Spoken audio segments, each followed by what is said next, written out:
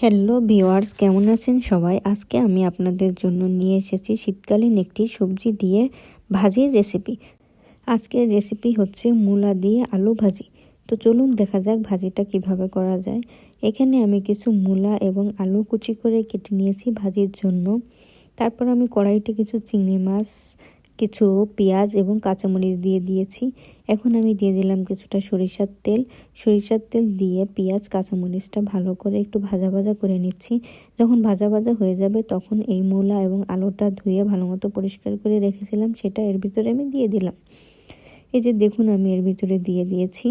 অনেকেই মূলা ভাজি খেতে পছন্দ করে না, কিন্তু আমার কাছে খুবই ভালো লাগে। আমার হাজব্যান্ডও অতটা খেতে চায় না, কিন্তু আমার কাছে শীতকালে মূলা ভাজিটা খুব ভালো লাগে। এখন আমি দিয়ে দিয়েছি কিছুটা লবণ এবং দিয়ে দিলাম সামান্য হলুদ গুঁড়ো। লবণ এবং হলুদের গুঁড়ো দেওয়ার পর এটাকে আমি ভালো করে নেড়ে চেড়ে নিচ্ছি তেলের সাথে। এই যে দেখুন আমি খুব ভালো করে নেড়ে চেড়ে নিয়েছি। এবার একটা ঢাকনা দিয়ে আমি ঢেকে দিয়েছি।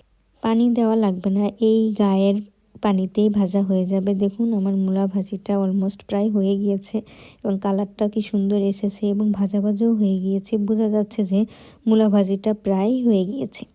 এই যে দেখুন আমি বারবার নেড়ে ছেড়ে দিচ্ছি এবং চুলাটা আমি একদম লো ফ্লেমে রেখে বারবার নেড়ে ছেড়ে নিচ্ছি। হাই ফ্লেমে দিলে আমার ভাজিটা পুড়ে যাবে, তাই লো ফ্লেমে দিয়ে বারবার নেড়ে চেড়ে আমি ভাজিটা ভাজা ভাজা করে নিচ্ছি। বারবার নেড়ে চেড়ে দিতে হবে, না হলে কড়াইয়ের সাথে লেগে যাবে। তো যে কোনো ভাজি আপনি একটু ধৈর্য ধরে নিয়ে রান্না করবেন, আপনারা দেখবেন ভাজিটা খেতেও অনেক মজা হবে। দেখুন আমার ভাজিটা অলমোস্ট হয়ে গিয়েছে। আমি আবার অন্য একটি পাত্রে এটাকে নামিয়ে নেব।